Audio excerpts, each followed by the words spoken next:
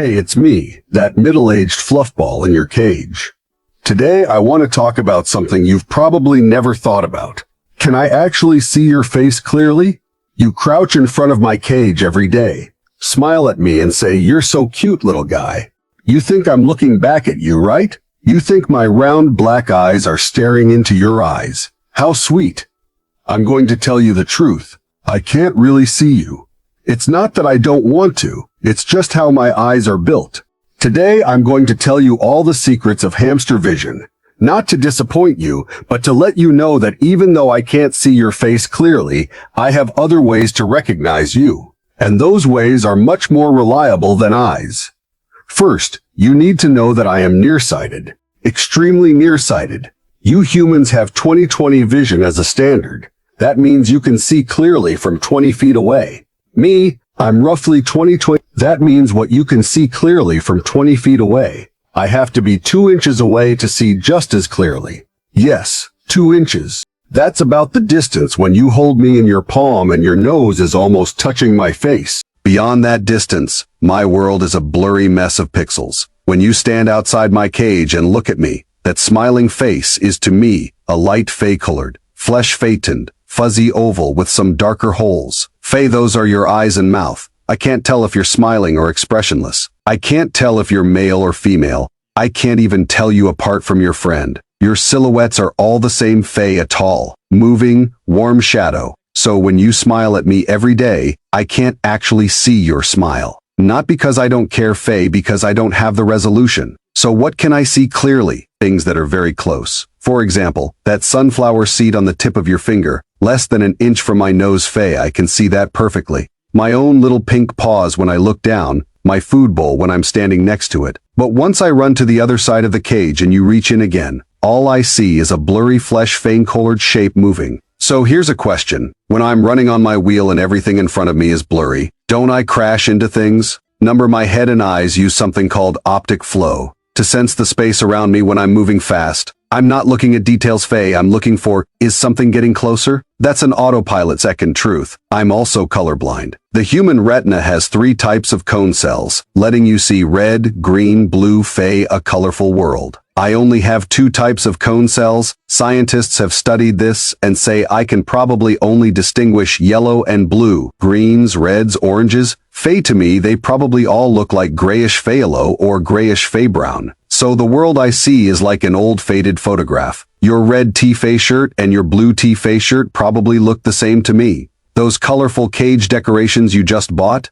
I can't see their bright colors at all. You ask me what color wheel I like. I don't even know what color it has. But this isn't a defect, fey. It's adaptation. In the wild, I live in deserts and grasslands. Those places are not very colorful. Sand is yellow, sky is blue, grass is withered brown. What I need to see is not, does this outfit look good, but is that moving dark spot a hawk's shadow? So my visual system gave up on color and put all its power into motion and contrast. Third truth, I am extremely sensitive to movement and very insensitive to stillness. If you stand still outside my cage, it might take me several seconds to notice you. But if you move just one finger, fey, even a tiny twitch, fey, I will immediately snap my head toward that direction. Because in our world, something still is either a rock, a plant, or a sand dune, fey, not a threat, but something that moves could be a snake, a cat, or a hawk. The reason I notice you coming is not just your footsteps, fey, I can hear those too, fey, but the visual change your movement creates. When you walk across the room, your body sweeps across the light, and the changes in brightness flood my eyes like waves. Those few steps you take, in my vision, are a tiny storm. So don't blame me if sometimes you stand there for ages and I don't react. You're standing too still. Move a little, and I'll see you right away. Fourth truth, my eyes are on the sides of my head, not in the front. Look at my head, fey, each eye points to the side. What's the advantage? I can see almost behind myself. Without turning my head, I can see about 300 degrees around me. There's only a tiny blind spot directly behind. But if I tilt my head a little, the whole environment is in view. The downside is that the overlap between my 2 eyes is very small. You humans have both eyes in the front, so you can judge distance and depth accurately, fey. That's why you can throw and catch balls, pour water, I can't do that. I rely on my whiskers to compensate. Faye, my whiskers understand distance better than my eyes. When I reach out for a treat, my whiskers touch it first. Then I open my mouth, not because I can't see well enough, Faye, because I literally cannot use my eyes to measure distance. So now you understand. I can't see your face clearly. I can't see all your colors. I rely on your movement to notice you. I need my whiskers to find your finger. It sounds like I can barely see anything. But here's the thing, Faye. I don't need to see your face clearly, because I recognize you anyway, not with my eyes, with other senses. I know your smell. When your hand reaches into the cage, even if you don't speak or move, one sniff and I know it's you. That mild, faint, slightly salty smell on your skin. No leftover soap or lotion, Faye. It's you. Not your roommate. Not your mom. You. I have hundreds of millions of scent receptors in my nose. Your chemical signature is far more unique than your face. I know your voice, the way you say little guy, the pitch when you're on the phone, the sigh when you're tired. I don't need to see your expression, Faye. I can tell how your day is going just by the speed of your footsteps. I also know the touch of your hand. The way you pet me, Faye, gentle, steady, never a sudden squeeze. The way you tap twice on the cage door before you reach in.